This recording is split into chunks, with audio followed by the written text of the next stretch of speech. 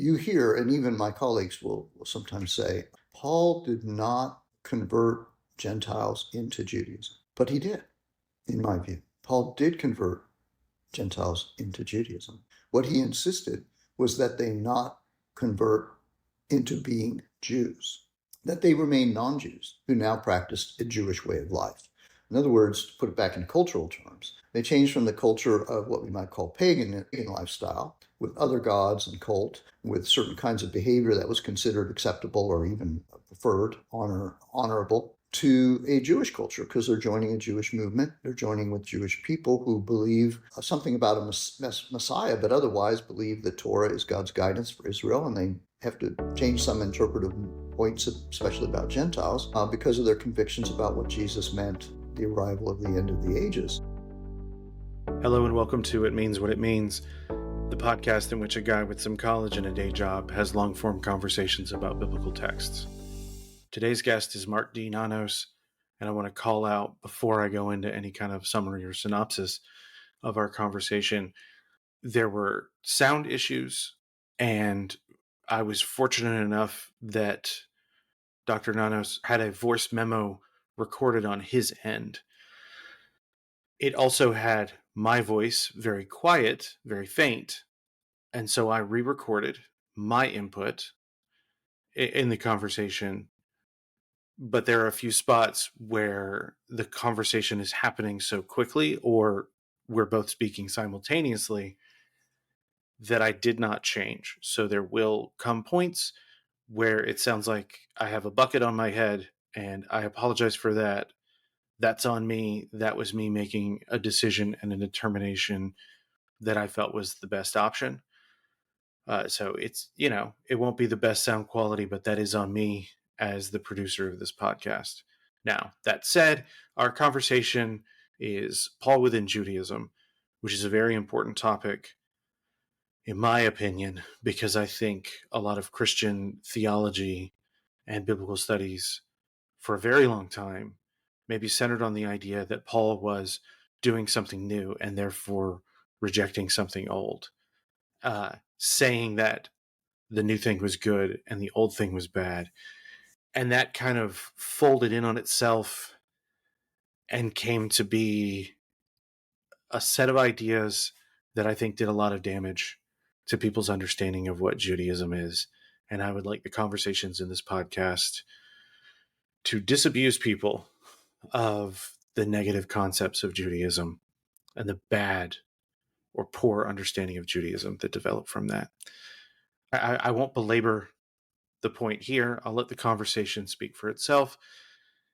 If you have any feedback, if you just have something you want to say to me or guest suggestions, anything, you can reach out to me at itmeanswhatitmeans@gmail.com.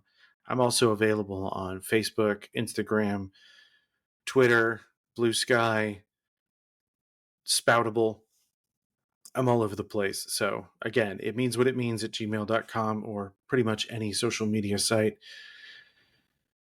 Also, please, I'd love the support. For $5 a month, you can hear the episode that will be previewed at the end of this now.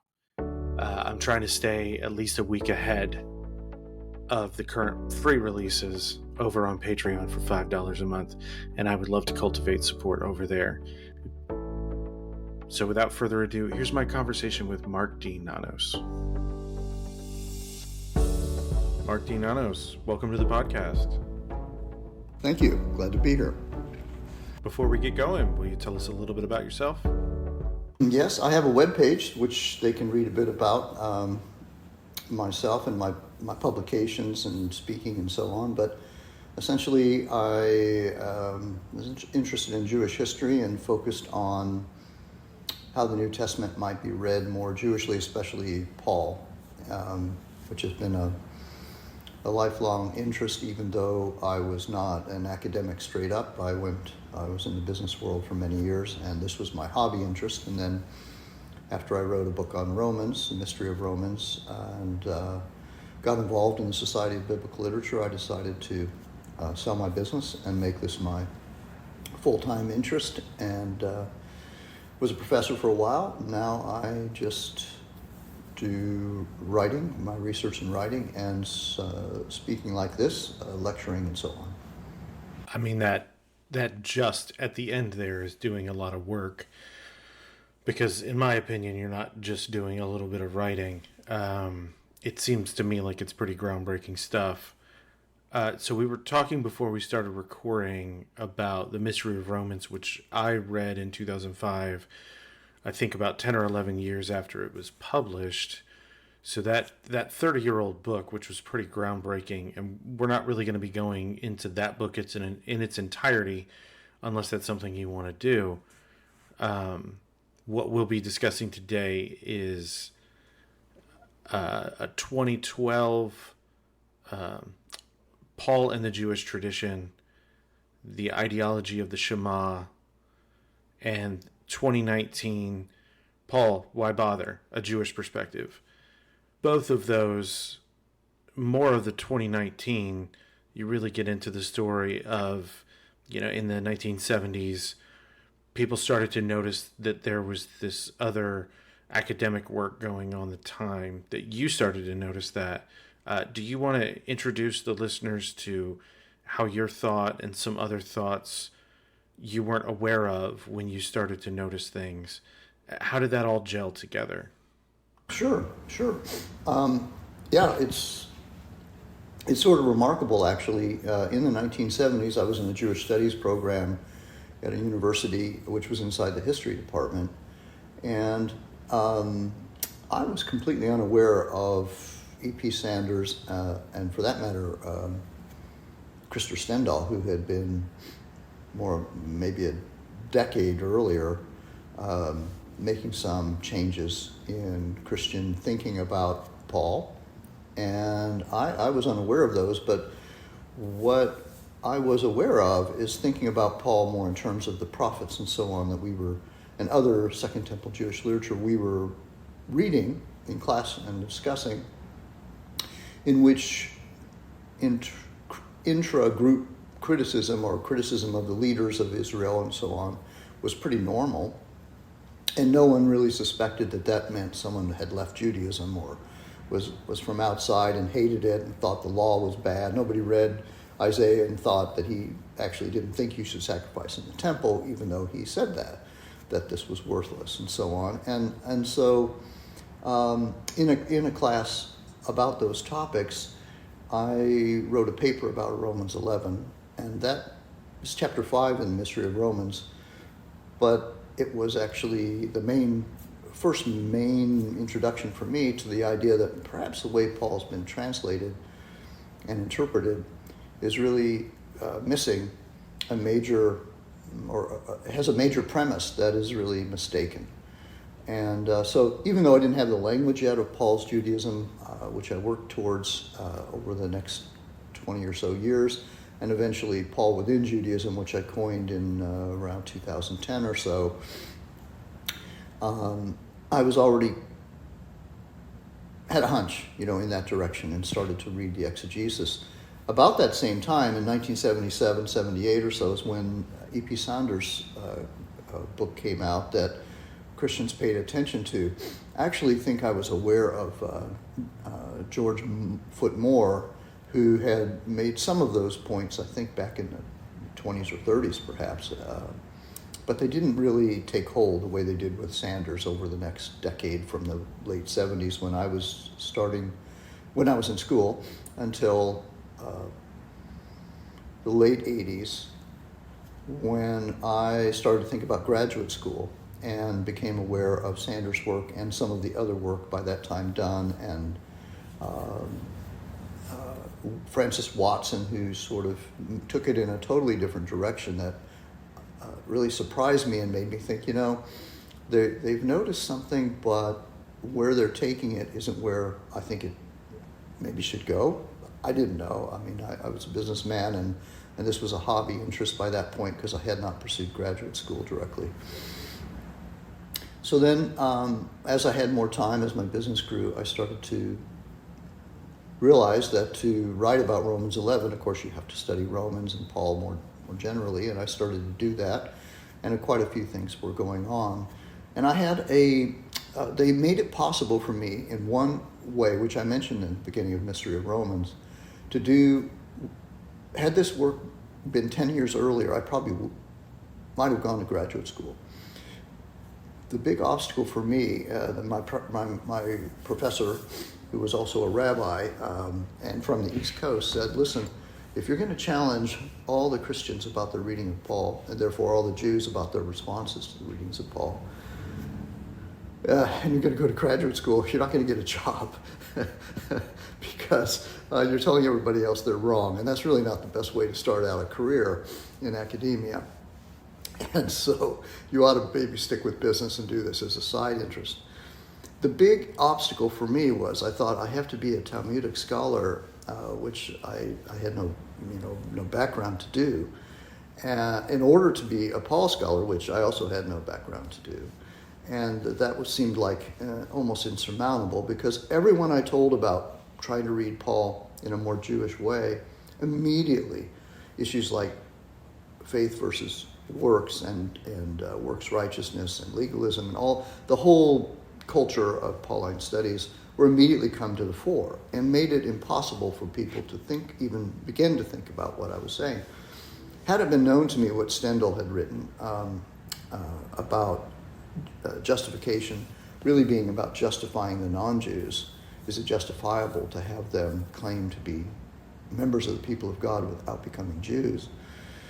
Even though I would phrase it a little differently myself later, that was a major leap. And then for Sanders to show that it wasn't works righteousness that Judaism functioned by, even though he put Paul outside of Judaism, having a pretty traditional reading of Paul, those two things really made it possible for me to have that my basic premise could at least be considered, and my basic assumptions about Paul as a Torah-observant Jew who was known by his audience to be that, so they wouldn't have taken his language the way it's usually taken, was at least something that I could speak to and maybe get a hearing. In Mystery of Romans, which came out in '96, was written a few years earlier and worked on for a number of years, of course, and thought about by that point for probably 20 years, aspects of it. And one of the key aspects of it was not really in the discussion about Paul at that time. It is very much in the Pauline Judaism discussion, and that was a big theological discovery for me, which doesn't go back all the way to '77, but during the years reflecting, I realized that from Romans 3, especially studying it, that at the center of Paul's theology was an appeal to the Shema Israel. And this was like one of those aha moments that just began to drive my revisionist kind of way to approach Paul. And so that this paper, which we can turn to, you intend to turn to later, we can talk more about the detail. But that took me on a different path than the so-called new perspective on Paul, which started with Sanders and then continued in a way with Dunn and others. And in Mystery of Romans, that's chapter 4, explaining the Shema Israel and how I saw it throughout the letter of Romans, how I saw it central to Paul's way of reasoning and enculturating non-Jews into a Jewish concept, Jewish theology. So that was a big moment for me. And then we're beginning to speak and so on. After that, I found that I had resistance from new perspective angle, maybe more than I anticipated. And I came to the conclusion that it really hadn't changed in terms of Pauline research. It really hadn't changed that much. It had changed it from works righteousness, but it still had to find something wrong with Judaism. And therefore, Paul was not really doing Judaism. And I found Dunn and other major figures disclaiming Paul as caring really about Judaism or his Jewish identity. It just happened to be what he was, but it didn't really matter anymore. And so I was getting the resistance to my work was actually in a way stronger, even though there was some positive reception, certainly among some groups of people who were interested in a more Jewish approach to these topics were open. but many in the academy weren't. Now, that's changing, I think, some. I don't know. It's hard to say how much. There are other people doing similar things, and we're colleagues now. So maybe that sets the scene a bit. That puts us in tension with the Pauline Judaism movement, which is what we call it. Some actually refuse to use that. They insist on radical new perspective because they want to keep it, I think, contained within the new perspective, which is contained within the old perspective. And it just changes a few details, but it doesn't change the basic ideological culture in which you approach Paul as a theologian with the basic traditional categories, and then you argue maybe something slightly different about it. Whereas what myself and other colleagues in Pauline Judaism are doing is saying we really need to reframe this. We need to come at it as a historical questions we don't know the answers to, and not force Paul into conversation with those answers and into being framed with those answers until we've investigated the text anew, retranslated, rethought about it, and then put those into conversation, of course, because you need to be in conversation with the discourse and concepts where they are. So there's been a lot of discovery for me as well about how this fits into conversations about Paul. And sometimes it doesn't fit very well because it starts somewhere else and it ends up somewhere else.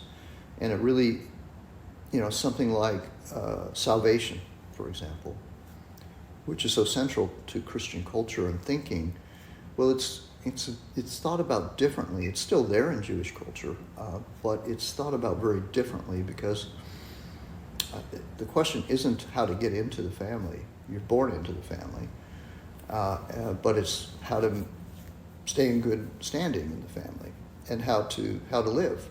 What the guidance is when you're in this family for how to live, and that's really what Torah is about. It's not about the things that Christians tended to make it a foil and call it law and so forth. It's not a negative thing, it's a positive thing.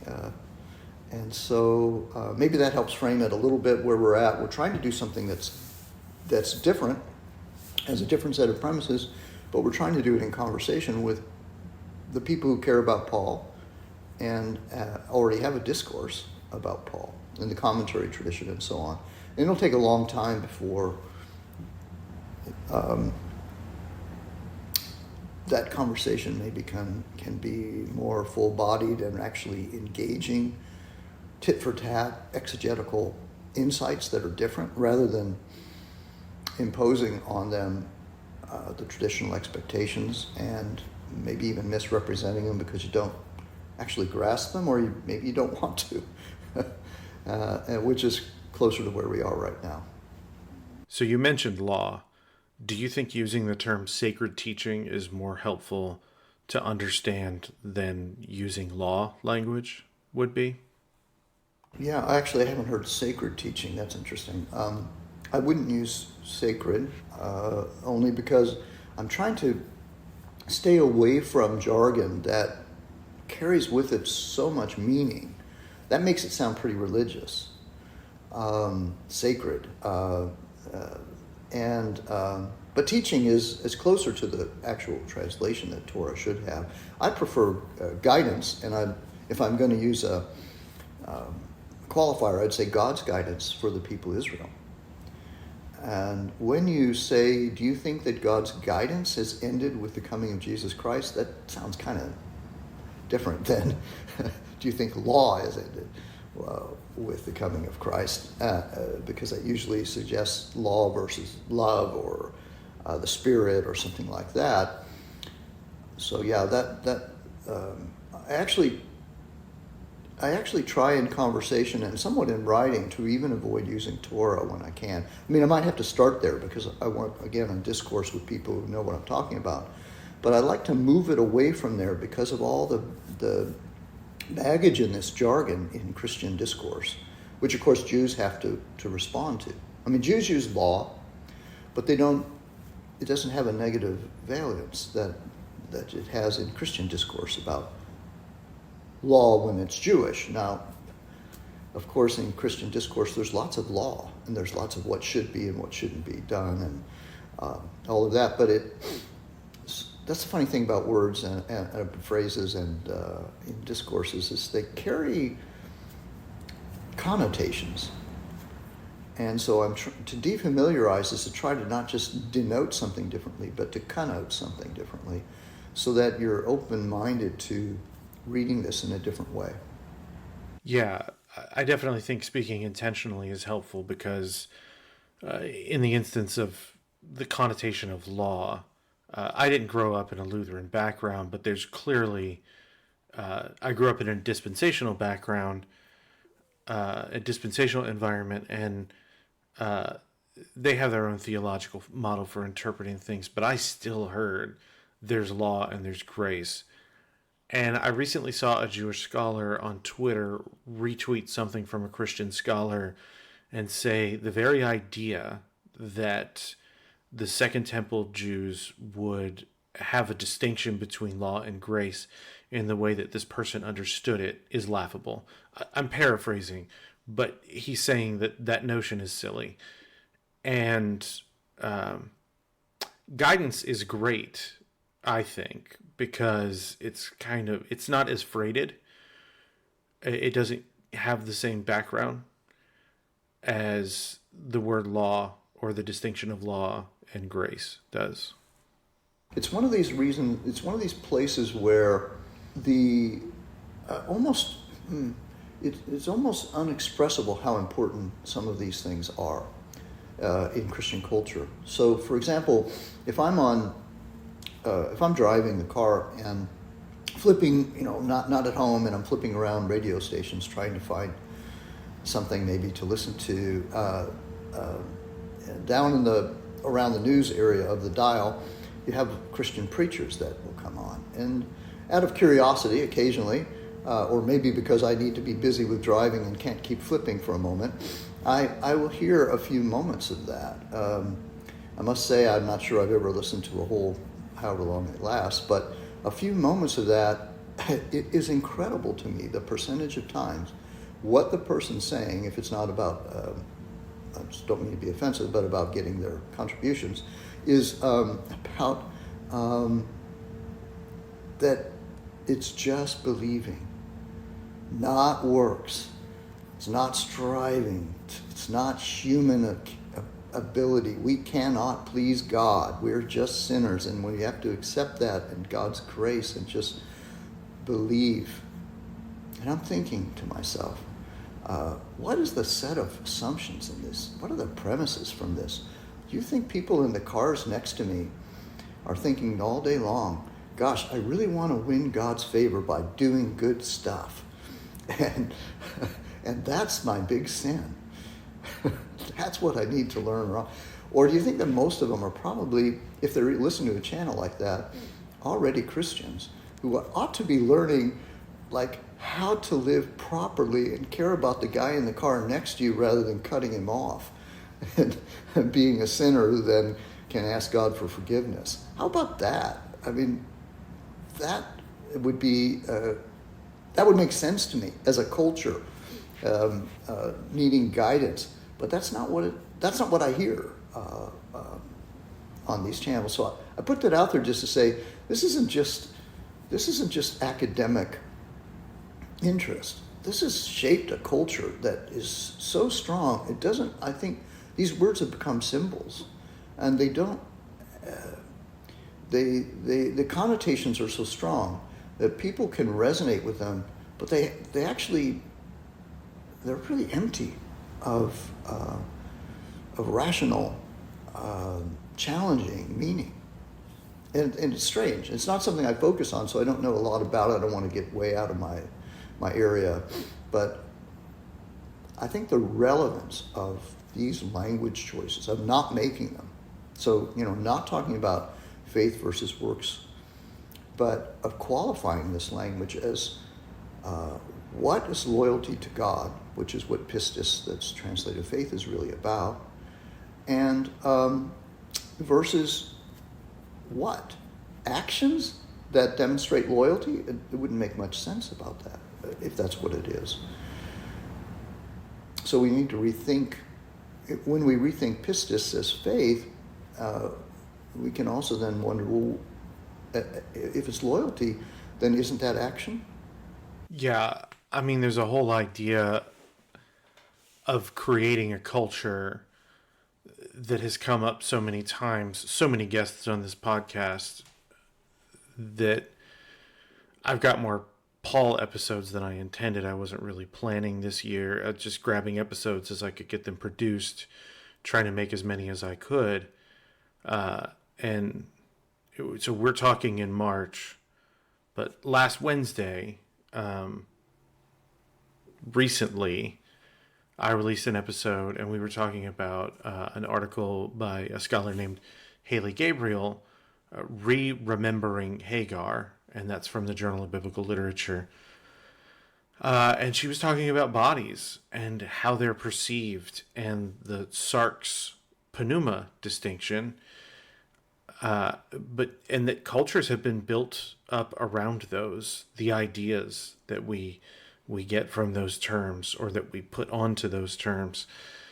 And so when you mentioned culture, it makes me think of how people come to respect the idea that unifying theological proposition in Paul's work is the Shema, and that leads to something like Romans 11, which I'm doing my best to ride two horses here and cover two publications, the two things that you wrote that I read for this conversation, and then it is about unifying. The Shema is about unifying. It's very challenging to the way that people read Paul, and it's interesting that you refer to Sanders beginning the new perspective on Paul, because recently I came across someone who said he started a new perspective on Judaism, and now you've got guys like Dunn and Wright who come along, and that's the new perspective, and they're trying to reread Paul with this understanding of Judaism that Sanders began, and maybe do a better job, and they maybe do a better job than some people, some of the people who latch on to those justification passages. But as you said, they still don't do a great job, and they still don't, and they still kind of want to eject a lot of what Judaism is from Paul. And you throw that in their ultimate interpretation, whether they mean to or not, is irrelevant, because that's what they're doing. And there are scholars now who are saying, we've got to clear the table entirely. We have to start all over with how we're reading Paul. But I think a good place to start is you saying, for sure, throughout Romans, and Galatians, you talk about the Shema specifically in Romans, getting us to Romans 11. Where do you see the Shema unifying Paul's message? Yeah, but just a slight comment on whoever corrected the history. They are accurate about that. I think that that's a proper insight, that Sanders really changed the way Christians should think about Judaism, the foil that they'd created, but he didn't really change Paul. His chapters on Paul were actually, for me, shocking that Paul just didn't fit within the Judaism that he was portraying. And then Dunn and others tried to make sense of that. And what they tried to make sense of was really didn't change Paul's theology. And it stayed pretty traditional Christian. And there's really not much to object to, unless you were really on, I think that some Reformation, a reformer, I should say, reform-oriented theologians are really upset about some details that are inconcrete. They're not willing to reconsider. But they really don't shift that much. I think a person that believed what they believed before could be pretty comfortable, except for, as I say, some super Calvinists maybe. So that's just a slight point. But I think now, when you think that what Paul is trying to do is enculturate non-Jews into And actually, let me also make one small point. Not exactly what you're asking, but it sets up something in the language game we have to play. You hear, and even my colleagues will sometimes say, Paul did not convert Gentiles into Judaism, but he did, in my view. Paul did convert Gentiles into Judaism. What he insisted was that they not convert into being Jews, that they remain non-Jews who now practiced a Jewish way of life. In other words, to put it back in cultural terms, they changed from the culture of what we might call a pagan lifestyle, with other gods and cult, with certain kinds of behavior that was considered acceptable or even preferred, honorable, to a Jewish culture, because they're joining a Jewish movement. They're joining with Jewish people who believe something about a Messiah, but otherwise believe that Torah is God's guidance for Israel, and they have to change some interpretive points, especially about Gentiles, because of their convictions about what Jesus meant, the arrival of the end of the ages.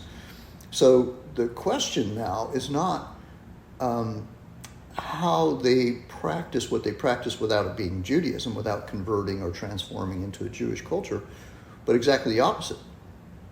How can they practice a Jewish culture and be respected by those who are not convinced about Jesus' messianic claims, or messianic claims for Jesus, in a Jewish movement? If they act really very Jewishly, is that enough? Well, for some people it's not going to be enough, right? Because we have a religio-ethnic definition and a Jewish culture was created for Jews. And non-Jews could be guests and participate politely, as we all do when we're guests in a different culture, or we should. But that's not the same as actually being entitled. And here, in modern terms, Catholics are helpful, because you don't have to be a Catholic to recognize and to just be in a Christian culture or a culture like America, where it's common to know that Catholics have sacraments that only Catholics are entitled to. So you could be very Catholic. You could marry a Catholic. You could live in a Catholic neighborhood all your life. You could run Catholic committees. You could be in church. You could even practice with the Pope's view of birth control, which most of the Catholics in the church apparently don't think is the way to behave regarding birth control. But those wouldn't make you a Catholic, and they wouldn't entitle you to the sacraments. There is a way to change into being a Catholic, what we could call religio-ethnic in a way. And therefore, afterwards, you'd be entitled to the sacraments, including the sacraments that allow you to act less Catholically and to be forgiven for that. Now, you may not behave as Catholically as some non-Catholics do in that Catholic church, but thereafter you're different. And this was really the issue. If you say that these non-Jews, through their convictions about Jesus as the Messiah and the Savior, who brings them back into a relationship, or not back, but into a relationship with the Creator God, the God that Israel worships, and they don't become Israelites or Jews, how does that work? Pretty complicated, pretty messy. And that's where all this is in a way bound up with the Shema Israel kind of theology. Of course, it's much more complicated than that, but the idea that there's only one God, and it just so happens to be ours, the Jewish God, or Israel's God, that you're now worshiping, and so you're being enculturated into the guidance for the people that worship Israel's God, but you're not becoming Israel. That's a pretty messy proposition. So you could say there are two gods, the God for the Jews, or God for Israel, and the God for the non-Jews, or the Gentiles, or the nations, other peoples. But that's not the conviction. The conviction, there's only one God, but there are different people who make up the one people that worship that God. And this, I think, was the big insight, that Paul is the reason that non-Jews cannot become, and often you'll hear this phrase as if they should not become, or they don't have to become, but Paul in Galatians makes it pretty clear they cannot become, and in Romans 2 Romans also, they cannot become Israel or Jews. You have to ask why. Of course, the traditional answer was because it's inferior, it's passé, and so on. And the new perspective answer was, well, because that's kind of racist. But the perspective that some of us promote now is the reason is because if they became Jews, then what was the purpose of the Messianic disclosure? Because it already was possible for them to become proselyte Jews, and therefore members of Israel, and therefore sons of Abraham. So what's changed?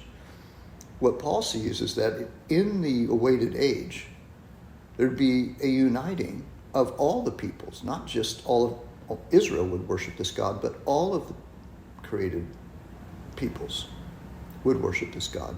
And that we have to demonstrate that. We, meaning Paul's groups, have to demonstrate this propositional claim that the end of the ages has come by Jew and non-Jew together worshiping the same God, different but without the normal discrimination of the present evil age, as he would call it in Galatians. And that proposition is fraught with problems because there is no empirical evidence that anything has changed. And he's trying to create the empirical evidence. That's why he appeals to the Spirit of God. If they would live according to the Spirit of God, they would live according to the age to come terms, and they would demonstrate this proposition the way that they interacted with each other. It'd be a culture of love, a culture under God's guidance, a culture where non-Jew and Jew worship different. They're different people, and therefore they have some different responsibilities to what faithfulness or loyalty looks like to that God. But they would not discriminate against each other on a hierarchical basis. So that's kind of a short thing. So when you get the Shema Israel, and then you read Romans this way, if you think about it this way, just you know, it's a hypothesis. You test it by the exegetical work through the letter and then other letters. And you get to Romans 11, finally getting to your point. When you get to Romans 11, then rather than expecting that what Paul is saying, that somehow Jews or Israelites better are branches that have been broken out of a tree, and they could be grafted back in if they got it right, like we Christian Gentiles do, your assumption would be, well, gosh, he must see Israel as people of God, but some of the Israelites who are not convinced about this claim and therefore not proclaiming it so that the rest of the nations can be reconciled to the Creator God are in some way not carrying out the privilege and the responsibility as Israelites. And he sees himself, he claims himself, as the representative Israelite who is doing that. So then you begin to read it all differently. So the question is well, this language says broken off, in all our translations, and that's not just English. And then you start to look at it and you say, well, yeah, but that's not the only way to translate that. And that doesn't fit with the other images around it, the metaphor of stumbling. He says, but they didn't fall down. And the metaphor of the bread, but it's all holy if a piece is. But the metaphor of the olive tree is that they're out. That doesn't align very well. Is it possible to read it differently? If you think of Paul as trying to explain to these people that there's one God, but two different people, and they're at two different stages, then you begin to ask, is there a different way to translate this? Have we gotten the metaphors right? Have we understood what he's trying to say in the olive tree? Because in the end of it, he says they're beloved of God, and the gifts and calling are irrevocable. Well, if they've been cut out of the tree for whatever reasons you put in there, that doesn't make sense of these kinds of claims, both before and after the allegory. So that's the kind of difference it makes for me, and I think it should make for others to think about changing our sets of assumptions, the premises from which we approach the text.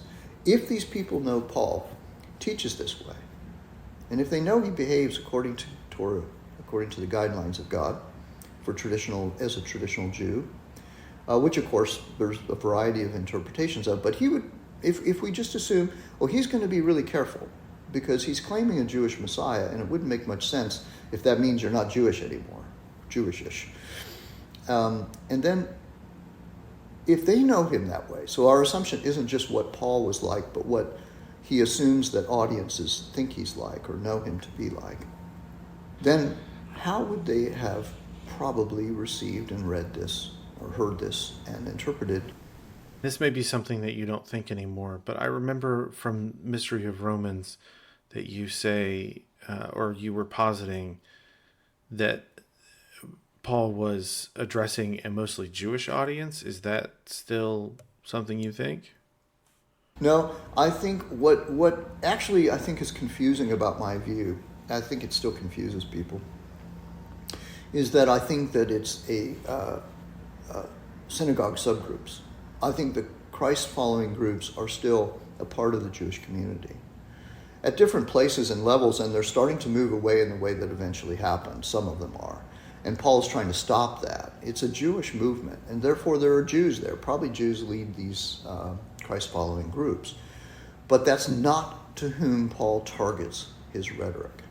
His arguments are targeted to the non-Jews there, who are the ones who are being socialized into a Jewish movement, and it's not going that smoothly, in the sense that this is not the normal way of enculturating non-Jews who want to be fully members.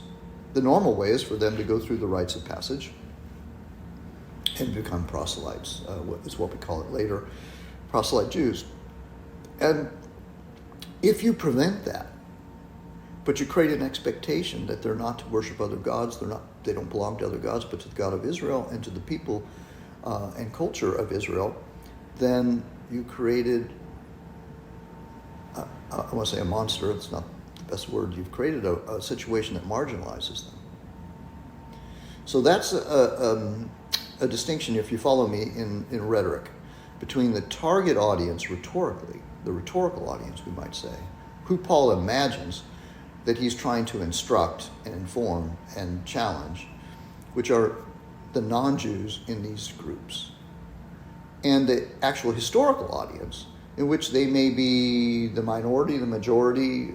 It's hard to know. Just, if I say to a classroom with both males and females and older people and younger people, and I direct some comment to a certain segment, or maybe to the student that always comes in late, I direct a comment about how that coming late to class, really disrupts everyone's attention and delays the classroom, and it's disrespectful.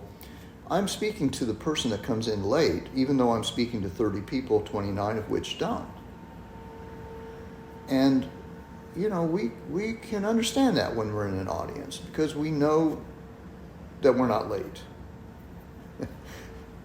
And in fact, the person creating that argument, or that rhetoric, if you will, may be actually indirectly instructing everybody. Don't take this example and begin to come in late. So so it becomes messy, and then people think, oh well, he must mean that Paul's writing to the Jews, or he must mean only Gentiles are present there if he's writing to the Gentiles, but that's not what I mean. I hope that kind of clarifies it.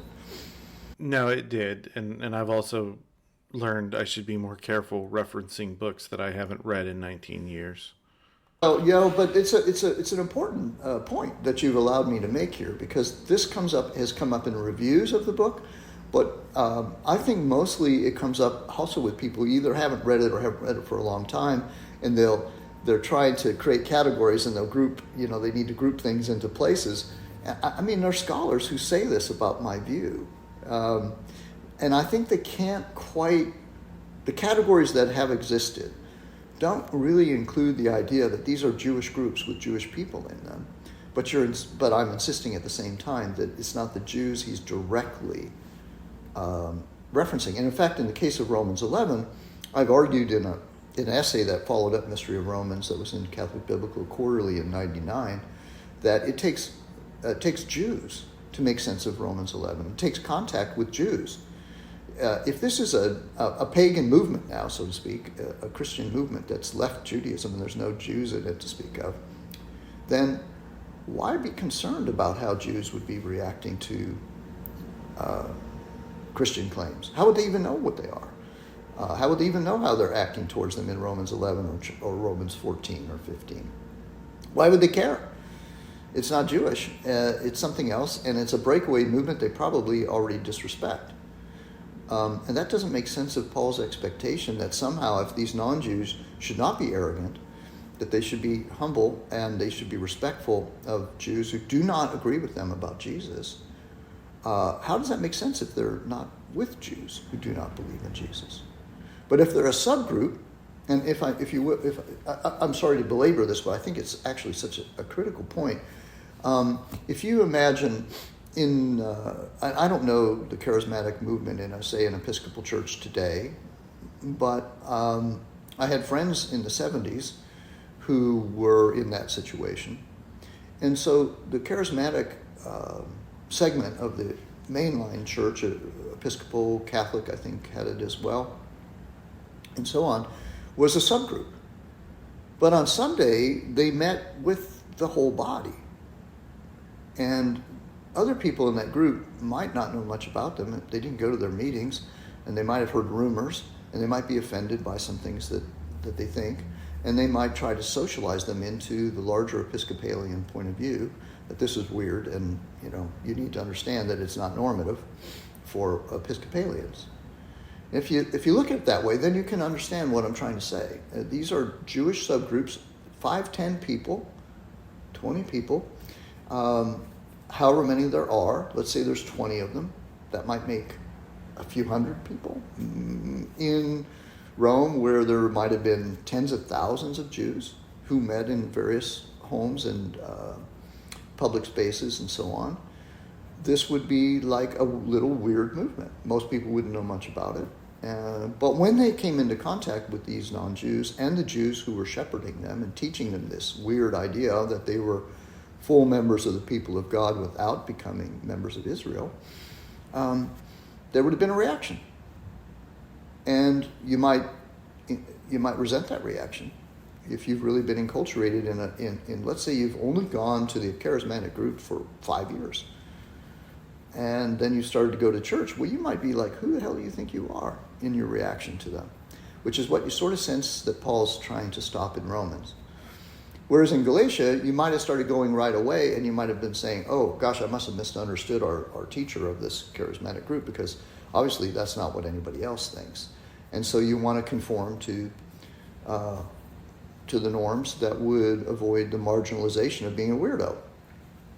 I mean, I'm not trying to trivialize it, but just I am trivializing it, to try to make the But you're just not trying, yeah. It's just coming naturally. It's just coming, yeah. I'm just trying to make the point that if we think about what Paul's trying to do in these letters in these terms, it's more complicated, and those who like Occam's razor will resist.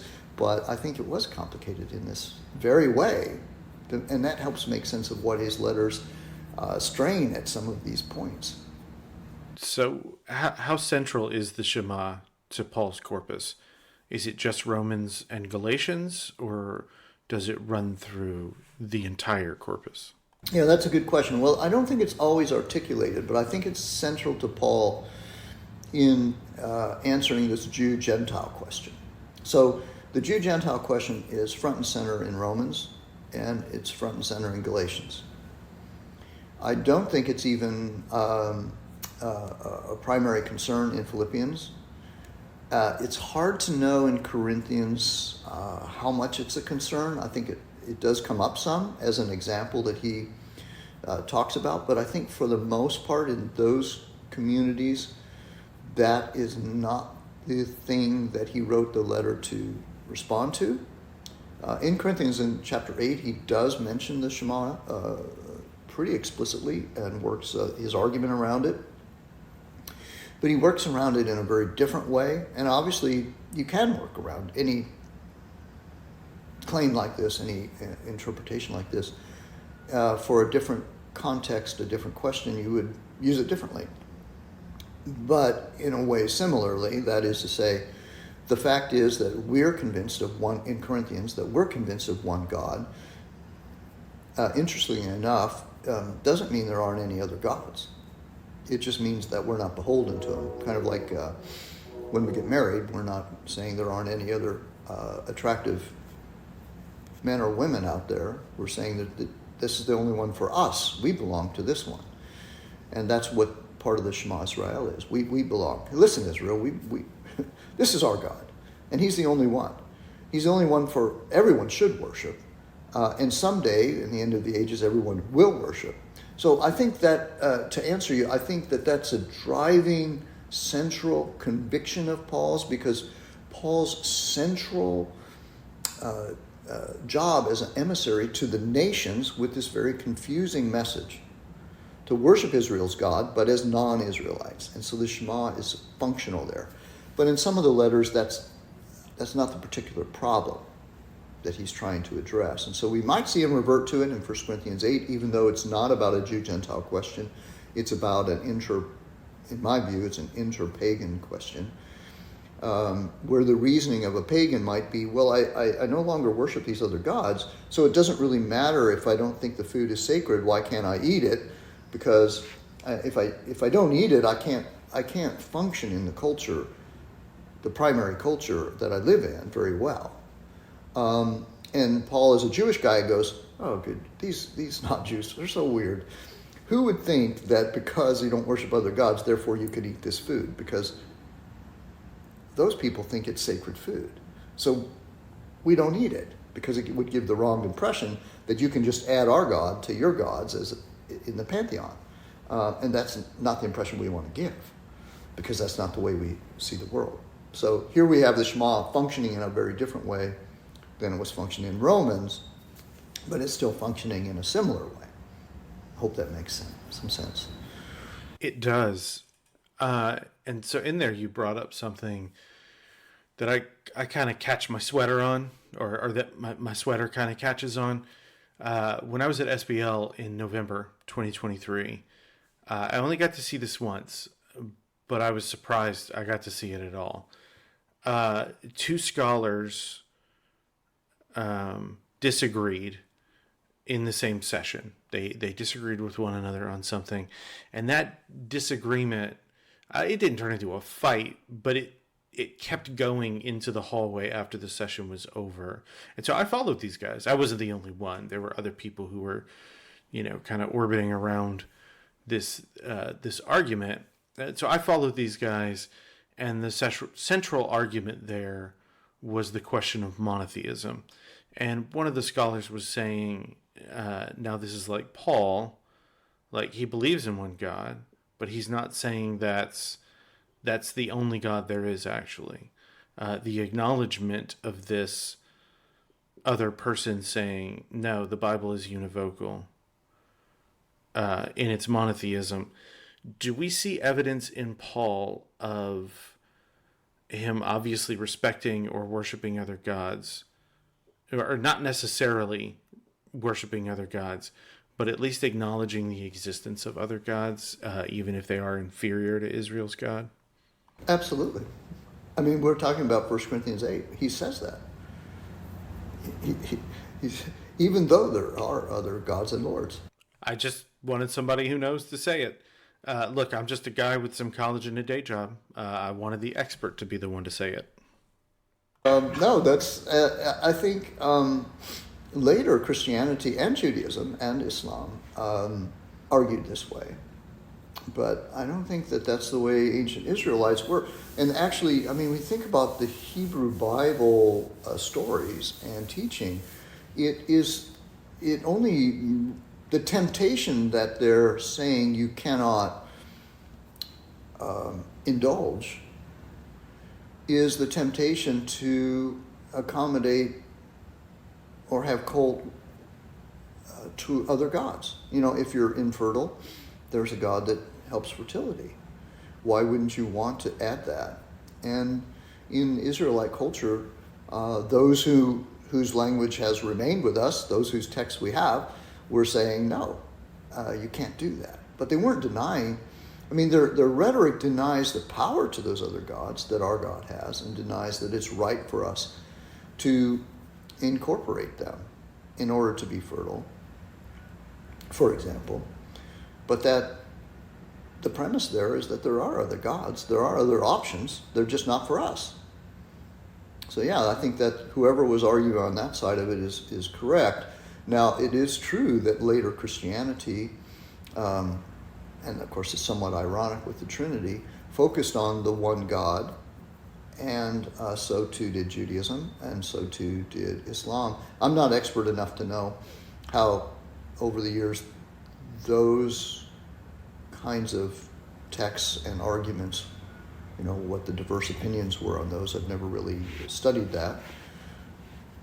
But when we talk about the biblical period and trying to understand Paul, I think whoever was on that side that he recognizes. I mean, if all the other, in Philippians 3, if all the others are, and 1 Corinthians are, if all the others are going to bow down, or this is the one that's going to be the Lord over all, well, there has to be others. That's a fair point. We're coming close to our time. There are other questions I wanted to ask, but I do want to get recommendations and things like that for the listeners. So far as what are some helpful resources, and obviously your website is going to be one of them. You can still definitely plug your website as much as you want, but for Second Temple Judaism or Paul, or for New Testament in general, where would you send people? Well, I'm part of what now we might call a movement called Paul Within Judaism. And I think if you probably just do a search on that, Paula Fredrickson is a very, very good writer who has a book on Paul, and a book on early Christianity that have come out in just the recent years. They have great bibliography. Second Temple Judaism is such a big topic. You have a lot of works on that aren't about Paul at all, or maybe they're a chapter in there or so on.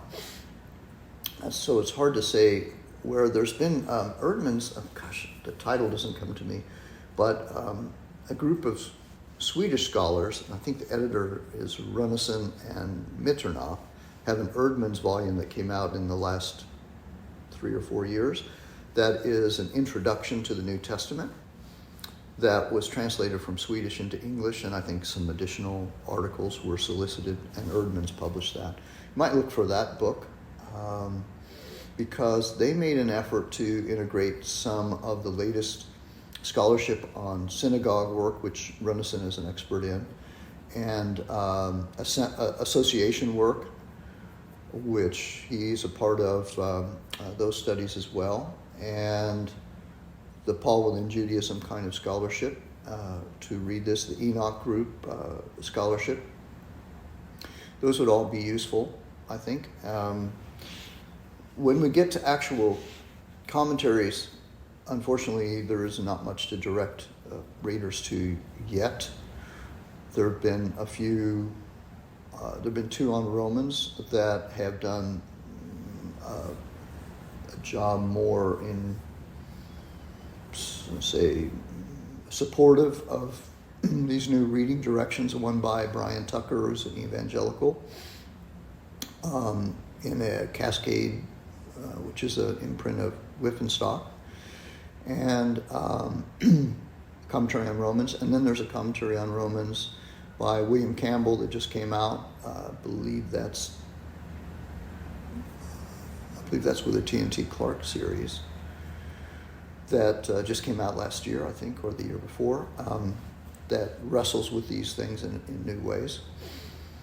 But Second Temple Judaism is such a big topic to try to give you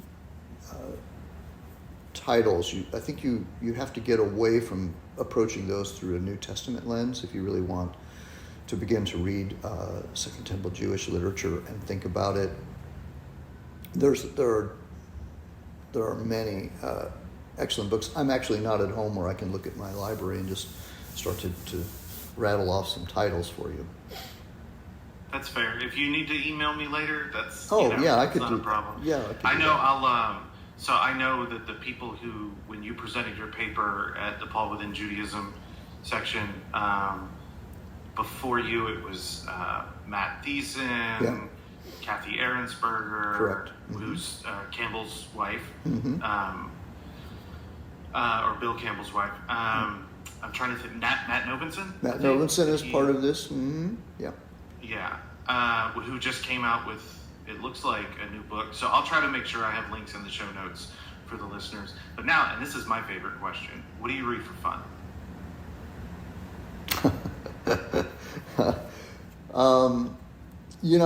I don't get to read for fun very much. It's strange, strange to say. I do like some kind of fiction. Catch-22 was always my favorite book. I like irony. But I mostly read things that are related to my research areas because there's always some work that I need to do, and I like to do things besides reading, and I need to do some things in my life besides reading. So when it gets to reading, it tends to be on topic. I see there's a new series of Shogun, which I haven't watched yet, on TV, and I remember that book from some decades ago as a really excellent book I really enjoyed. Well, what do you do to unwind then? Well, I'm a golfer, Okay. and most of my adult life I run, and I'm a cyclist. But I have family. I have grandkids and a wife, and so there's all sorts of just normal processes of life that I'm involved in. And as we're getting older, those processes seem to take up more and more time. Yeah, I get that. I mean, I'm not even at the grandparents stage, but as the kids in my house get older, things do just kind of take on more time, and they certainly require a lot more proactive thinking.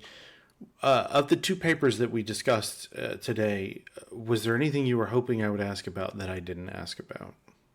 Well, no, I'm sure that we didn't talk about those papers as directly because we talked about sort of big topics that, focus on why I'm interested in Paul and why I think he's a different character than he's been usually understood to be. So I think that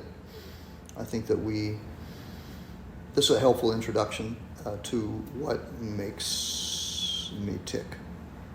Okay. Well, I will go back and reread The Mystery of Romans as soon as I can, so that I don't make that same mistake again, because I really did enjoy that book all those years ago. May I recommend? I recommend, if you haven't read already. I have 3 volumes out of 4 of collected essays, and if you read, then read. If you reread Reading Romans Within Judaism, you'll not only get the argument for the audience that we were just talking about, sort of reiterated after some years, also to clarify where it's been misunderstood, with a number of additional essays since Mystery of Romans, especially around Romans 9 and 11, and some other topics too, Romans 2, that might be worth your time to go that direction before you go back through all of Mystery of Romans, which is much longer. And